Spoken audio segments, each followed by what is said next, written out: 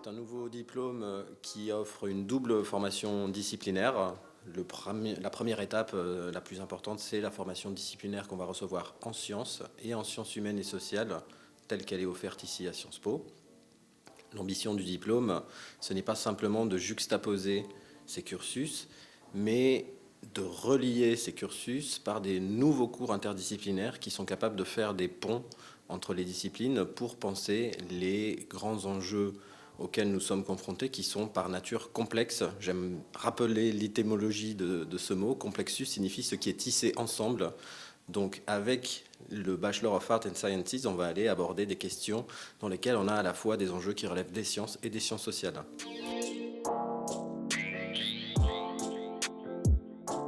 Alors le programme, avant toute chose, comme je l'ai dit il y a un instant, il est disciplinaire, donc on va retrouver tous les grands classiques de la formation à Sciences Po pour ce qui concerne les sciences humaines et sociales, toutes les disciplines des sciences sociales qui y sont enseignées, l'histoire, l'économie, la sociologie, le droit, la science politique, les humanités. Et ensuite, ça va aller se combiner avec une licence disciplinaire en sciences de la Terre, si nous regardons du côté de l'Institut de physique du globe, avec toutes les disciplines qui sont concernées par cette formation, et de l'autre côté, en sciences du vivant, avec l'Université de Reims Champagne-Ardenne. Donc la vraie nouveauté de nos cursus, ce sont à chaque fois d'aller faire des ponts pour penser l'interdiscipline et pour penser les grandes questions que l'interdiscipline va permettre d'aborder. Donc c'est tous les nouveaux enseignements sur lesquels nous sommes en train de travailler, qu'elles concernent les questions de preuve et de démonstration, les questions d'adaptation au changement climatique, les questions de transition écologique. Je pourrais prendre l'exemple d'un cours qui concerne les plantes et leur histoire et politique que nous allons proposer pour le cursus à Reims, ou un autre enseignement qui concerne le cursus avec l'Institut de physique du globe, qui porte précisément sur le sol, ou plus exactement la fine pellicule sur laquelle se développe la vie. Et cette notion-là que les géosciences et la sociologie regardent, on les appelle des zones critiques.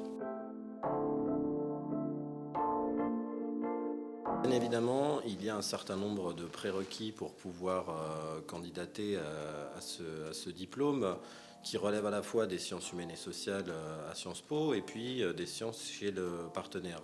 Aujourd'hui, les sciences du climat, par exemple, sont faites de beaucoup de modélisation qui impliquent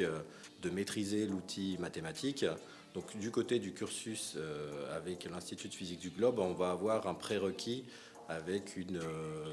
filière, une série scientifique, et demain avec une spécialité mathématique à maintenir. Du côté de l'université Reims-Champagne-Ardenne, en sciences du vivant, le programme est fait de telle sorte que tout étudiant qui peut être intéressé par ce type de cursus en sciences sociales et sciences du vivant puisse suivre le cursus disciplinaire en sciences. Ce qui fait que pour les deux cursus, la motivation, la détermination, l'enthousiasme pour aller aborder ces questions, pour aller penser les questions de changement climatique, de transition, de préservation de la biodiversité, va être fondamentale.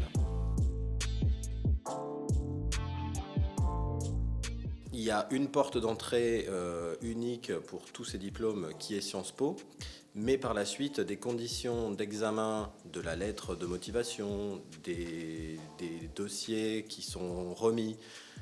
les oraux qui peuvent avoir lieu, qui sont réalisés par les deux établissements qui recrutent en commun les étudiants qui vont pouvoir suivre ces formations. L'important ici, c'est de bien comprendre que nous ne voulons plus simplement juxtaposer des formations, mais donner aux élèves la possibilité de comprendre de l'intérieur chacune des disciplines et par des enseignements appropriés, la possibilité de les mettre en dialogue. Donc, ce que nous voulons faire, c'est décaler le regard et faire en sorte que le fait d'aborder les problèmes par enjeu, d'aborder les cours par grands défis, puisse permettre non seulement de formuler de nouvelles solutions, mais de regarder autrement les problèmes que par le seul prisme disciplinaire. Donc, on pense qu'il y a une valeur ajoutée qui est forte pour les entreprises qui sont confrontées à ces enjeux, qui disposeront par là de candidats et de candidates, d'étudiantes et d'étudiants qui sauront se repérer avec plus d'habileté dans ces grands problèmes dans lesquels nous baignons tous et auxquels nous sommes tous confrontés.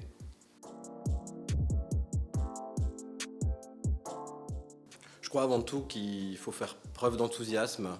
avoir envie d'être actrice ou acteur des grands dossiers sur lesquels nous sommes aujourd'hui impliqués, que ce soit la transition écologique, comme j'ai déjà dit, la préservation de la biodiversité qui est absolument fondamentale, les questions aussi démocratiques que tous ces enjeux peuvent soulever. Il faut avoir envie de les aborder et je dirais au fond aussi avoir envie de les transformer et de les penser pour pouvoir changer le monde.